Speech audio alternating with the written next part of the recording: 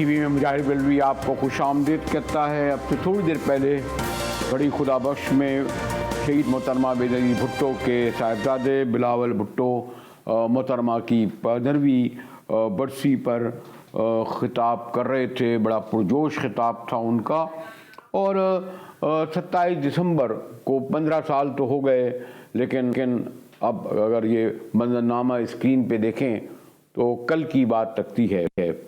बेनज़ीर मोहतरमा शहीद मोहतरमा बेनज़ीर भुट्टो, अगर मैं बहुत तवील तारीख़ में गया तो फिर आगे नहीं बढ़ सकूँगा, लेकिन बहरहाल मोहतरमा का मुझे वो 86 का तारीख़ी जो है जब लाहौर आमद हुई थी ज़िया-उल-हक़ की दौर में, जब जलावतन हुई, उसके बाद कोई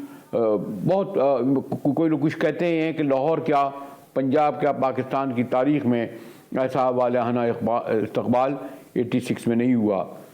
लेकिन फिर वक्फा लगा, 88 में पावर में आई, फिर 91 दूसरी बार पावर में आई, और फिर उन्हें मियाँ नवाज शरीफ के दौर में जिला वतन होना पड़ा, और साबिक़ सदर जनरल परवेज़ मुशर्रफ से बहरहाल एक माहिदे के बाद 18 अक्टूबर को वापस आई। मुझे अच्छी तरह याद है, ना सिर्फ ये कि मैंने अपने टेलीविज़न के लिए इंटरव्यू किया था, बल्कि मोहतरमा बेनज़ीर के इस कराची के जुलूस में सुबह से लेकर शाम तक मौजूद था। और फिर बहरहाल अपने स्टूडियो में आया तो ये दहला देने वाली ख़बर मुझे उस वक्त कभी हमारे मुर्तज़ा वहाब की वालदा हैं फौजिया वहाब को जब मैंने फ़ोन किया तो उसका बता रही थी। देखें, 18 अक्टूबर का वाक़या भी मुझे अभी कल ही की बात लगता है कि उसका ऐनी शाहिद भी तो हूँ। जी हाँ, एक नहीं 2 धमाके हुए और इसमें कोई 150 के करीब पीपल्स पार्टी के जियाले कारकुन शहीद हुए, जिनमें से 125 लियारी के कारकुन थे। ख़ुद मैं जब ये सोचा कि अगले दिन मोहतरमा से बिलावल हाउस में मुलाकात करूँगा तो मालूम हुआ कि वो पहले ही से लियारी में शुहदाए लियारी को खराज तहसीन और अक़ीदत पेश करने के लिए पहुँच चुकी हैं। बड़ी बहादुरी की बात है, बड़ी ज़रूरत की बात है। इतना बड़ा कातलाना हमला जिसमें 150 शहीद हुए, उसके बाद घर से निकल जाना। मुझे याद है अस्पताल का मंजर, चारों जानिब खून बह रहा था। उसके बाद मोहतरमा को तवातुर से कहा गया कि वो इंतखाबी मुहिम रोक दें, जलसों जुलूसों में ना जाएं। ख़ास तौर पर मुझे याद आ रहा है 27 दिसंबर की सुबह, जब उस वक्त के सदर करज़ई ने मोहतरमा से कहा था कि ख़ुदकश हमला आवर चारों जानिब से हमला आवर होंगे, काबुल से चल पड़े हैं और कोई रास्ता नहीं बचेगा आपको पिंडी से निकलने का। ये जानते हुए भी मोहतरमा कि 27 दिसंबर को दोपहर को, बल्कि सपहर को निकली कि उनके साथ क्या होने जा रहा है, क्योंकि मैंने कहा ना एक ताल्लुक़ वास्ता था। उन्होंने कहा जो वक्त आना है वो आज नहीं, कल नहीं, आइंदा आएगा। लेकिन बड़े जुर्रत और बहादुरी की बात है शहीद मोहतरमा बेनज़ीर भुट्टो की कि उन्होंने ये जानते हुए कि लियाकत बाग में 4 जानिब से सफ़ाक कातिल, जिसमें बाहर से आए हुए दहशतगर्द भी मौजूद हैं, जिनको तालिबान कह लें, पंजाबी कौन से तालिबान, लश्कर सिपा कह लें, वो तैयार थे। कोई रास्ता नहीं बचता था उनके निकलने के बाद कि वो ज़िंदा बचें। देखिए 27 दिसंबर भी मैंने कहा ना कल की बात लगती है। जी, मैंने कहा ना ये जो एक मंज़र है इसको कितनी तफसील से दिखाया जाए, बार बार दिखाया जाए तो पूरा मंजरनामा सामने आ जाता है। हमारे साथ मोहतरम ज़फ़र अली एडिशन सेक्रेटरी रहे, मोहतरमा बेनज़ीर भुट्टो के सिफातकार रहे, और आखिरी दिन जब साबिक़ सदर अफ़गानिस्तान करज़ई से मुलाकात हुई तो उसमें मौजूद थे, और उन्होंने ये बताया मुझे बाद में कि करज़ई ने बेनज़ीर को, भुट्टो साहिबा को ये कहा था। जी शुक्रिया ज़फ़र अली साहब। 15 साल हो गए, यकीनन वो मंज़र आपके जहन में होगा। और आप, मैंने कहा ना कि फिर बाद में अक्टूबर, नवंबर, दिसंबर, बल्कि उससे पहले उनसे वाबस्ता थे। तो करज़ई ने उनको ये कहा था कि इसी तरह के ना जाएं, आपको ज़िंदा नहीं बच सकेंगी आप हिलाली साहब। देखिए, करज़ई ने तो ये नहीं कहा कि मुझे पक्का पता है कि आपके ख़िलाफ़ एक इस पर्टिकुलर गैदरिंग लियाकतबाद में अटेम्प्ट होगा, मगर उसने ज़रूर इंडिकेट किया कि हम लोगों को पता है कि लोग आपको कत्ल करने के पीछे लगे हुए हैं। और अब आप जा रही हैं, लोगों से मिल रही हैं, आपका बड़ा क्लोज कनेक्शन होता है पब्लिक से, तो लिहाजा खुदा के लिए थोड़ा सा ये केयरफुल रहें, एतबार करें। और मैं आपको बताना चाहता हूँ, बार बार उसने कहा बी केयरफुल। बल्कि जब उनका मीटिंग ख़त्म हो गया और हम सीढ़ी में लिफ्ट में दाखिल हो रहे हैं नीचे आने के लिए, उसके मेरे ख्याल में खुदाफिजी के पहले उसका लफ्ज़ था प्लीज़ बी केयरफुल, और फिर हमने उनसे खुदाफिज करके हम नीचे आ गए। हिलाल साहब, यकीनन वो आप तो मुझे पता है कि बैकडोर डिप्लोमेसी भी और उनसे मुलाकातें आपकी जो होती थी वो अलग खुसूसी और जलसे जुलूसों से हट के आदमी आप नहीं हैं। तो जब आपको ये इत्तला मिली, क्योंकि आप मुझे याद है कि 18 अक्टूबर के हमले के बाद बल्कि उस रात आप मिले थे जब अमेरिकन सफ़ीर भी मौजूद थी, और जो गुफ्तगू भी मुझे याद है जो आपने बताई थी, तो उस वक्त जब ये आपको 27 दिसंबर का, तो आपको कुछ वक्त ये ख्याल आया कि शायद 18 अक्टूबर की तरह 27 अक्टूबर को ही बच जाएँ। क्या रद्द अमल था आपका हिलाली साहब 27 दिसंबर की शाम गालिबन 5:30 बजे? भाई मैं बैठा हुआ था कि एक आर्मी ऑफिसर दोस्त का, तो हम तो मान ही नहीं सके कि ऐसा हो सकता था। तो पता चला कि वो ज़ख्मी हो गई हैं, तो फिर हमने कहा चले ज़ख्मी हो गई हैं, इंशाल्लाह ठीक हो जाएंगी। फिर आधे घंटे बाद पता चला कि वो वाकई उनको शहीद कर दिया गया है। तो उसके बाद तो मेरे ख्याल में मेरा रिएक्शन उस मेरे दोस्त का, पूरे पाकिस्तान का एक ही था, एब्सोल्यूट शॉक, हॉरर। क्या हुआ है कि ऐसे बंदे को किस तरीके से इन्होंने कत्ल किया, और ये कैसे हुआ, कैसे होने दिया, और फ्रैंकली कौन जिम्मेवार था। फिर बाद में पता चलता रहा कि कैसे हुआ और क्या हुआ। Incredible shock. मैंने लोग बिल्कुल सुन्न हो गए, स्टन हो गए। तो आप फिर पता चला कि क्या हुआ, किस किस्म का रिएक्शन था पूरे पाकिस्तान में, और 3-4 दिन क्या उनके इसके बाद क्या वायलेंस हुआ था। बड़ी अफसोस की बात थी जी। हिलाल साहब, जो उनके साथ रहे गाड़ी में भी सब महफूज रहे, बराबर बैठे हुए थे, आगे बैठे हुए थे, नाम लेना नहीं चाहता, अच्छा नहीं लग रहा, कुछ अब जिंदा नहीं है। पीछे गाड़ी में उनके चीफ सिक्योरिटी अफसर थे, वो भी महफूज रहे। यानी सिर्फ पूरी उस काफिले में मोहतरमा कोई कहता है हुक लगा या गोली लगी या जो भी एक अलग है वो भी नहीं मालूम हो सका, वो महफूज रहे। अब 2 नाम आते हैं उसी वक्त, फौरी तौर पर हुकूमत के वज़ीर दाखिला ने ऐलान कर ला कि बैतुल्ला महसूद फ़ोन पर बात कर रहा है कि जो भी कह रहा होगा उसका कोड वर्ड वो। लेकिन एक और जो पीपल पार्टी की अक्सरियत है वो मुशर्रफ पर इल्ज़ाम आयद करती है। तो आप क्या समझते हैं कि इसके जो नहीं, मुशर्रफ तो बेनिफिशरी मुझे बज़ाहिर तो उस वक्त नहीं लगता क्योंकि NRO हो चुका था, तो बैतुल्ला महसूद और जी आप क्या कहेंगे हिलाली साहब? देखिए, कोई बात इसमें कोई शुबा की बात है ही नहीं कि क्राइम का जो चीफ बेनिफिशरी था वो तो मुशर्रफ था। आखिर मुशर्रफ था जो नहीं चाहता था वो वापस आए।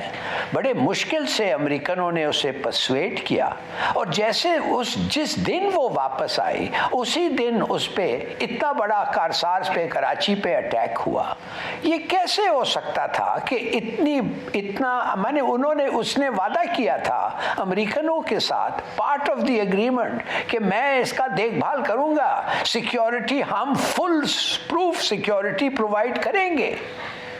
और फिर ये भी आपको मैं बता दूं, मैं कारसाज के वक्त की बात कर रहा हूं, कि फिर उसने डिव कमांडर जो इधर था कराची का, मुशर्रफ ने उसको फोन करके कहा ये क्या हो रहा है, तो उसने कहा कि बड़ा क्राउड है ये वो। तो कहते उस बकौल उसने कहने लगा कि लाइट बुझाओ, पुट ऑफ द लाइट। माने मुशर्रफ का शायद ख्याल ये था कि अगर लाइटें बंद हो जाएं तो टीवी ये वो इतना वो रौनक ना हो, उधर रौनक नहीं, खैर आमीन जो भी है, इतनी इंटरेस्ट ना।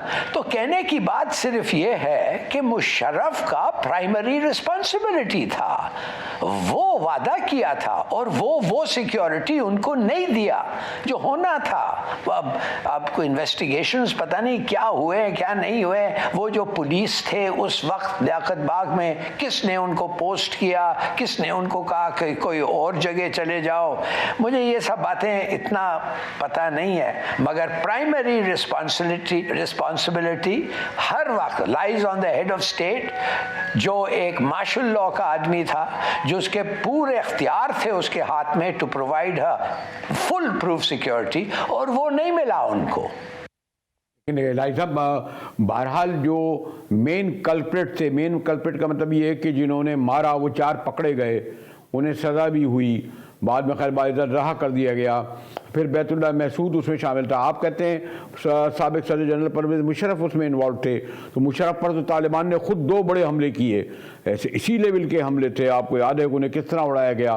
तो ये समझ में नहीं आती कि मुशर्रफ अगर इसका पूरा जिम्मेदार है तो क्या हम तालिबान को बेकसूर समझें, तालिबान का इसमें कोई रोल नहीं समझें। ये समझ में नहीं आ रहा कि वो उनका कोई गठजोड़ हो, अरेंजमेंट हो। ये भी इत्तला है कि बेशुमार लश्कर, सिपा, मिलिटेंट और बाद लोग तो बाहर के वालों को भी कहते हैं कि तय कर चुके थे कि फिजिकली शहीद मोहतरमा को एलिमिनेट करना है। लेकिन ये वाला जो मुझे थोड़ा सा कंट्रडिक्शन नज़र आ रहा है कि जब आप मुशर्रफ को ऊपर सारा जोर देते हैं और तालिबान को ज़रा सा उस तरह के जिम्मेदार नहीं ठहराते, जबकि बैतुल्लाह महसूद का बाकायदा उसमें इन्वॉल्वमेंट है। ख़ुद रहमान मलिक वज़ीर दाखिला ने कहा था कि बैतुल्लाह काबुल में बैठा हुआ है और मास्टरमाइंड है। हिलाली साहब, नहीं, मैं एक चीज़ कहता हूँ, बैतुल्लाह मसूद और उसके जो थे वो जो हैं वो टेररिस्ट, उनको आप पैसे दें वो किसी को भी मार देंगे। उनको आप ख़ास तौर बीबी तो दुश्मन थी, वो तो इतना बड़ा टारगेट उनको कौन हो सकता था, उनके लिहाज से इतना अहम टारगेट तो किया होगा उन्होंने। मगर ये तो नहीं है, चौकीदार कौन था? अगर घर के गेट पे एक चौकीदार चले जाता है या होता नहीं है या सो जाता है या कुछ भी होता है, गेट पे नहीं होता है, रोक नहीं सकता है, तो फिर किसका कसूर है? वो तो थे, वो तो इंस्ट्रूमेंट ज़रूर होंगे और मेरे ख्याल में थे भी। और एक और भी लिंक्स आते हैं बहुत सारे, जो उनके साथ किसका कनेक्शन पाकिस्तान में था, पाकिस्तान के लॉ एनफोर्समेंट एजेंसीज में कौन था जो उस वक्त टीटीपी और तालिबान के साथ बड़ा अच्छा उसके ताल्लुकात थे और वो पाकिस्तान को रिप्रेजेंट करता था कभी कभी जब बातें हो रही थी।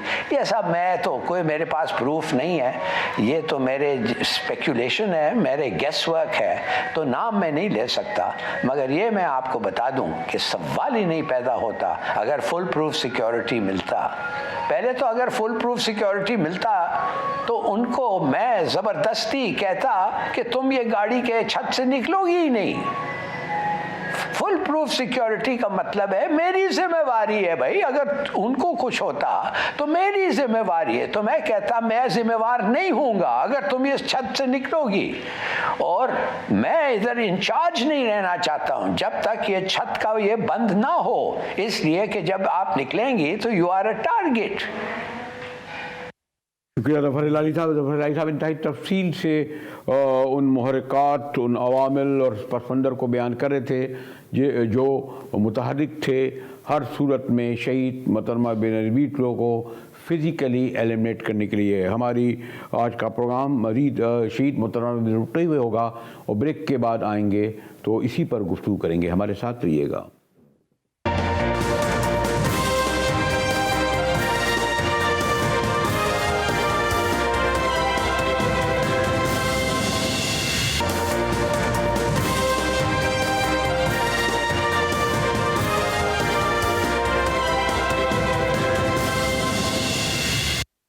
टीवी में एक बार फिर मुजाहिद बेलवी आपको खुशामदीद करता है। शहीद मोहतरमा बेनज़ीर भुट्टो को 15 साल शहादत को हो गए और ये इस एतबार से इंतहाई पाकिस्तान की सियासी तारीख़ का बदतरीन दिन यानी आज 27 नवंबर था कि उसने हमारी तारीख़ तब्दील करके रख दी, ख़ुद पीपल्स पार्टी की, ख़ुद मौजूदा सियासी मंजरनामे की। बदकिस्मती पाकिस्तान में जितने भी कौमी रहनुमा हैं उनकी जो गुजरना था वो पुरस्कार रहा। हत्ता के बानी पाकिस्तान कायद आज़म मोहम्मद अली जिन्ना जो ज़ियारत जिनको भेजा गया, और फिर रास्ते में देखिए ना गवर्नर जनरल बानी पाकिस्तान, उनकी गाड़ी जो है कराची एयरपोर्ट पर जब उस वक्त मारीपुर में होता था खड़ी रही और बड़े काफ़ी देर खड़ी रही, फिर बुलाया। कहते हैं उनकी इंतकाल को भी आज तक सरबस्ता राज कहा जाता है। पाकिस्तान के पहले वज़ीर आज़म नवाबजादा लियाकत अली ख़ां को तो यही पिंडी बाग में जिस तरह शहीद किया गया, फिर उसके कातिल को भी उसी वक्त मार दिया गया जो कोई अफगान था, वो आज तक सरबस्ता राज है। उससे भी पहले जब अयूब खान जिस तरह फ़ौज के जनरल बने और अंग्रेज़ ने उनको दिया उस जिनको होना था मेरिट पर जनरल इफ्तिखार नवाबजादा शेर अली खां पटौदी, उनके बारे में भी कहा गया कि एक हेलीकॉप्टर में पुरस्कार तौर पर हलाक हुए। फिर डॉक्टर खान साहब का, और फिर मैं एक तवील फहरिस्त कह सकता हूँ, लेकिन हाल ही में मुर्तज़ा भुट्टो शहीद मोहतरमा के उनके भाई शाहनवाज भुट्टो साहब को तो खैर फांसी दे दी गई। तो एक पूरी तारीख़ है। मोहतरमा शहीद भुट्टो से करीब होने के दावेदार रहमान मलिक साहब ने कई किताबें भी लिखी, और गुज़िश्ता साल मेरा उनसे एक तफसीली इंटरव्यू इस हवाले से हुआ कि शहीद मोहतरमा बेनज़ीर भुट्टो के साथ जितने थे वो बच गए। फिर जो एक रिपोर्ट अक़वाम मुत्तहिदा की आई थी उसकी भी तफसील नहीं आती। रहमान मलिक साहब ने इंतहाई तफसील से ये बताया था, जिसकी एक मैं आपको झलक ही दिखाऊंगा कि उसमें किसका हाथ था, बग़ैर किसी रोक यानी इफ़ और बट के कहते हैं कि इसमें काबुल में बैठे हुए बैतुल्ला महसूद का हाथ था। जी हाँ, रहमान मलिक फरमा रहे हैं। अकोड़ा खटक जिस कहा यह जाता है कि तालिबान की चाहे जितनी भी अफगान क़यादत है, बल्कि पाकिस्तानी तालिबान हैं, मुजाहिदीन हैं, ये सब यहाँ के पड़े हुए हैं। आपने जो मैंने बताया ना कि कमरा नंबर ये भी बताया कि 96 में ये साजिश तैयार हुई, कॉन्स्पिरेसी तैयार हुई। बाकी बताइए, क्या उस वक्त मौलाना समीउल हक साहब ज़िंदा थे जो उस अकोड़ा खटक के उसके बानी तो खैर उनके वालिद अब्दुल हक साहब थे, लेकिन समीउल हक साहब क्या उस वक्त ज़िंदा थे? और अगर उनके आप कहते हैं मदरसे के कमरे में ये सब कुछ हो रहा था तो यकीन उनको भी इसकी आगाही होगी, या वहाँ तक रुक गए, इसके आगे नहीं गए, ना समीउल हक तक, ना उनके पीछे तक, ना उनके तादियों तक? मलिक साहब, कि ये कॉन्स्पिरेसी हुई मकीन में। मकीन जगह थी बैतुल्ला मसूद की और हेडक्वार्टर था इसका पाकिस्तान टीटीपी का, और वहीं पे बैतुल्ला मसूद ने एक मीटिंग कन्वीन की, और मेरी किताब में भी थोड़ा उसका जिक्र है। एक मेजर हारून पकड़े गए थे रिटायर्ड, जो कि वहाँ चले गए थे डिजर्ट करके उसमें टीटीपी के साथ मिले, और जब वो उनको इंटेरोगेट किया गया तो उस इंटेरोगेशन में उन्होंने कहा था कि जब बैतुल्ला मसूद ने मीटिंग की थी तो उसके बाद वो मशहूर ज़माना बदनाम ज़माना मसरी जो कि इजिप्ट से आया हुआ था, बाद में वो ड्रोन में मारा गया, वो भी उसमें शामिल था। इसके अलावा एक कश्मीरी थे जो कि सुसाइड बम्बर के बड़े ही माहिर समझे जाते थे, और उन्होंने पाकिस्तान में टीटीपी में रह के बहुत नुकसान बचाया, वो भी मारे गए। तो फिर इनकी जब ये मीटिंग हुई तो ये दो सुसाइड बम्बर तैयार किए गए हुए थे, उनको भेजा गया, टल में रहे रात को वो एक मदरसे में, और उसके बाद ये दोनों सुसाइड बम्बर आगे खोड़ा खटक में, और रूम नंबर 96 में वो मिले मौलवी हसीबुल्लाह को। मौलवी हसीबुल्लाह नंबर 2 हैं उसके जो खोड़ा खटक की का मदरसा है। जी, इंतहाई तफसील से बहरहाल मलिक साहब बड़े मुतनाज़ा शख्सी तो थे, मेरी बड़ी न्याज़मंदी भी थी, और ये इंटरव्यू गालिबन उनके इंतकाल से कुछ अर्से पहले कोरोना हुआ, इंतकाल हो गए, लेकिन रहमान मलिक साहब ने बड़े इंकशाफ किए अपनी किताबों में। मेरे साथ शकील अंजुम साहब मुमताज़ सहाफ़ी हैं, और इन्होंने 2009 में किताब लिखी थी मोहतरमा बेनज़ीर भुट्टो की शहादत के हवाले से, और बेशुमार किताबें लिखी गई हैं, लेकिन किसी किताब में हतमी तौर पर इसका जवाब नहीं मिलता कि उनके असल कातिल कौन थे। शुक्रिया शकील अंजुम, आप बड़े माशाल्लाह आपका बड़ा मुतरफ़ रहा हूँ, आपकी किताब बहुत गरां कदर थी, इसमें आपने बड़े तफसील से निशानदेही की।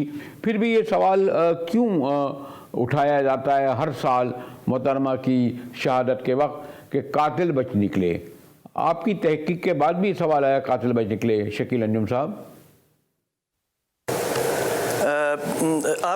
मैंने अपनी किताब में जो 2009 में शाया हुई उसमें मैंने वाज़ेह लिखा हुआ है कि ये जो 5 लोग थे, ये 3 डेरा इस्माइल ख़ान से और 2 सरगोदा से पकड़े गए थे। पहले 2 महीने 3 महीने पहले इन्हें इम्प्लिकेट किया है। तो और ये मैंने दावा किया था कि ये सारे बाइज़्ज़त तौर पे बरी हो जाएंगे, ये साबित नहीं हो सकेगा कि ये इस प्लॉट में शामिल है, और वो हुआ। आपने देखा। इसका मतलब मैं समझता हूँ कि जो इन्वेस्टिगेशन का आगाज़ से अंजाम तक बिल्कुल कॉन्कॉक्टेड था और गुमराह कुन था। मैं उसको स्कॉटलैंड यार्ड को भी इसका ज़िम्मेदार ठहराता हूँ कि स्कॉटलैंड यार्ड ने भी ईमानदारी के साथ इन्वेस्टिगेशन नहीं की और वो ग्रे एरियाज छोड़ दिए जो यहाँ के लोगों ने बताए थे। मैं नहीं समझता कि अगर स्कॉटलैंड यार्ड इन्वेस्टिगेशन करता है तो वो डमी सीन पे करेगा। उसको सीन क्रिएट करके दिया गया अपने मतलब से कि जी अब ऐसे हुआ, फिर ऐसे हुआ, फिर ऐसे गोली चली। उसने वही कुछ किया जो ये लोग चाह रहे थे। तो लेकिन उन्होंने अपनी किताब में, अपनी रिपोर्ट में, बल्कि यूएन कमीशन ने भी अपनी रिपोर्ट में लिखा है कि स्कॉटलैंड यार्ड ने 2 इन्वेस्टिगेशन रिपोर्टें तैयार की। एक फौरी तौर पे जो देनी थी इंटरम, और दूसरी वो कभी फिर देंगे जब वक्त आएगा, जो असली रिपोर्ट है उस वक्त वो क्या कहते हैं। तो इसलिए वो मसला, मकसद जो था उनको लाने का, वो हल नहीं हुआ, वो फौत हो गया। उन्होंने अपना मतलब की इन्वेस्टिगेशन रिपोर्ट ले ली और उसी खतूत पे चलते हुए उन्होंने जो असल लोग थे उनको गायब कर दिया और ये लोग इम्प्लिकेट कर दिए। और उनका नतीजा आपने देखा कि वो बाइज़्ज़त तौर पे किसी सबूत के बगैर वो रिहा कर दिए गए। अगरचे वो इनकी तहवील में अभी भी हैं, लेकिन इसका कोई फ़ायदा नहीं। कातिल नहीं पकड़ा गया, इनका नेट नहीं टूटा। इसलिए मैं ये समझता हूँ कि उन्होंने अपने मकसद के तहत इन लोगों को इस्तेमाल किया और उसके क्योंकि और गुमराह कौन देखे ना, पहले दिन से लेके ब्रिगेडियर जावेद इकबाल जब ऐवान सदर से मीटिंग करके बाहर आया तो उसने एक ऐसी क्रिएट कर दी कंट्रोवर्सी जिसे लीवर कंट्रोवर्सी कहते हैं। देखें, वो सबके सामने गोली चली, सबके सामने धमाका हुआ और वो शहीद हो गई। लेकिन इन्होंने उसके जी नहीं, ऐसे नहीं, धमाके से नहीं हुई। आप क्यों प्लीड कर रहे हैं बैतुल्ला महसूद को या तालिबान को कि उन्होंने नहीं मारा? आपकी वो गोली साबित होगी बाद में। जो FIA की रिपोर्ट थी, FIA की एक रिपोर्ट थी, एक बंदा था जिसने अपने तौर पर इन्वेस्टिगेशन की थी। उस वक्त तक इन्वेस्टिगेशन टीम नहीं बनी थी, तो कहा जा रहा था वो इब्तदाई इन्वेस्टिगेशन रिपोर्ट थी। उसने साबित कर दिया कि ये गोली चली है, इस एंगल से चली है और वो साइन बोर्ड पे लगी और टकराई और नीचे गिरी, और उसने वो रिकवर कर ली एक बरसाती नाले में से। उसने बंद करके गनशन निकाला और वो गोली बरामद कर ली और साबित कर दिया कि जी ये गोली से शहादत हुई है। तो मैं समझता हूँ कि जो ब्रिगेडियर जावेद इकबाल ने कंट्रोवर्सी डेवलप की थी वो गुमराह कुन थी कि जी वो लीवर लगने से शहीद हुई हैं। लीवर लगने से हुई हों या गोली से हुई हों या धमाके से हुई हों, वो शहीद हुई और वो धमाके भी हुए, गोलियां भी चलीं। तो इसलिए इन्होंने गुमराह कुन क्यों किया? सारे पाकिस्तान के लोगों की, मीडिया की, बल्कि हम लोग गुमराह हो गए। जी शकील साहब, माजरत के साथ पीपल्स पार्टी ज़्यादा जिम्मेदार, अभी मैं हिलाली साहब से भी गुफ्तगू कर रहा था, वो मुशर्रफ को ठहराती है। अब आपका कहना है और आपकी ऑब्जर्वेशन थी कि तालिबान का मेन किरदार है, और मैंने हिलाली साहब से भी ये कहा कि ये कंट्रडिक्शन है कि मुशर्रफ कैसे इन्वॉल्व होगा। तालिबान ने तो 2 बार उन पर हमले किए, एक दूसरे के दुश्मन थे, और बाद में बेनिफिशरीज कौन हुए वो भी आपको सामने है। तो ये जो है बयानियाँ के, यानी मैं ये कहूँ कि तालिबान को इस्तेमाल किया गया यहाँ पर हमारे हुकूमत में शामिल कुछ लोगों ने, तो आपने, मैंने कहा तहकीक के बावजूद ये भी बहुत सारे इस पर सवाल रहते तो हैं। बाकी शकील, मेरी एक अर्ज सुने। बात यह है कि मैंने स्टोरी ब्रेक की थी कि जनरल नदीम ताज जो थे वो एक रात पहले बीबी के घर गए थे और उनसे मुलाकात हुई।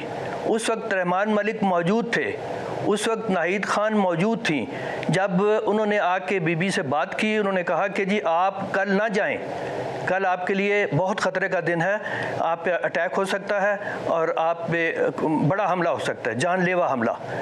रहमान मलिक साहब ने जब कहा ना कि नहीं हम जाएंगे, बीबी ने जवाब नहीं दिया।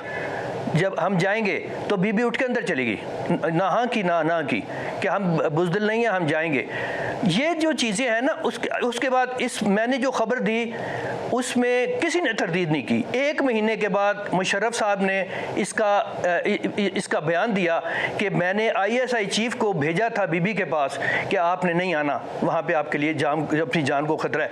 इसका मतलब इल्म था। यही मैं साबित करना चाह रहा हूँ कि उनको इल्म था इस चीज़ का, वो कुछ और भी कर सकते थे। अगर उनको ये संजीदा होते तो कुछ और कर सकते, उनको डिटेन कर लेते। उनकी ज़िंदगी बचाने के लिए तो ठीक था ना कि उनको हाउस अरेस्ट कर लेते, तो लेकिन है कि वो नहीं हुआ। वो आए, वही कुछ हुआ, उनके रास्ते तब्दील हो गए, लेफ़्ट की बजाय राइट के रास्ते हो गए। रहमान मलिक साहब जो गाड़ी थी कवर अप करने वाली, वो लेके अंदर आगे भाग गए, और जब धमाका हुआ तो ये तकरीबन 1 किलोमीटर आगे थे। तो ये भागने की क्या ज़रूरत है, उन्होंने तो पीछे रहना चाहिए। तो ये पुरानी बहसें हैं जो अब चल रही हैं, लेकिन ये बातें कभी शायद। और दूसरी बात यह है कि मैं समझता हूँ कि जब हुकूमत आ गई, उन्होंने जो UN कमीशन को इन्वेस्टिगेशन के लिए तलब किया। इन्वेस्टिगेशन के बाद उन्होंने बदल दिया, फैक्ट फाइंडिंग रिपोर्ट पे आ गई। फैक्ट फाइंडिंग में UN कमीशन ने जो कुछ दिया वो इन्वेस्टिगेशन के करीब था। उन्होंने वो इशारे दिए जिसमें जो कातिल हैं, जो फैसिलिटेटर्स हैं, वो बेनकाब हो रहे थे अगर आप करना चाहें तो। उन्होंने इशारे दिए, 11 मुकामात पे ऐसे इशारे हैं जिसमें कन्फर्म हो रहा है कि इस्टेब्लिशमेंट इन्वॉल्व है और सब कुछ पता है। तो इसलिए मैं समझता हूँ कि इसके बगैर नहीं कुछ हो सकता था कि नेशनल साजिश थी या इंटरनेशनल कॉन्स्पिरेसी थी। इन लोगों को इसका इल्म था, इस्टेब्लिशमेंट को इल्म था, जनरल मुशर्रफ को इल्म था, रहमान मलिक को इल्म था। अब तो वो फौत हो गए, अल्लाह ताला जन्नत नसीब करे उन्हें, लेकिन उनके इल्म में सारा कुछ था। उनकी बातों से पता लगता था कि वो एक इन्वेस्टिगेटर जो एक आम थाने का SHO के हवाले करें, वो आपको सब कुछ निकाल के बता देगा। इतना आसान केस था ये, लेकिन बात बढ़ रही है। मेरा क्लेम ये है कि इस्टेब्लिशमेंट को भी और जनरल मुशर्रफ को भी इस बात का मुकम्मल पता था कि ये होने वाला है। शकील अंजुम साहब इंतहाई तफसील से, जैसे मैंने कहा, एक बहुत ही कोई 14 साल पहले किताब लिखी, बड़ा भुट्टो, शहीद मोहतरम भुट्टो के हवाले से, उसमें बड़े इंकशाफात हैं और वो इंकशाफात अभी तक मौजूद हैं।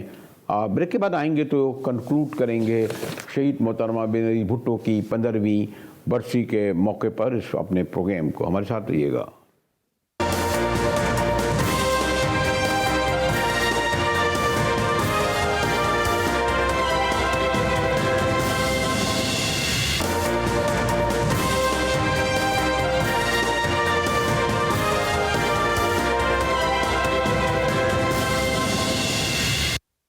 टीवी में एक बार फिर मुजाहिद वली आपको खुशामदीद करता है।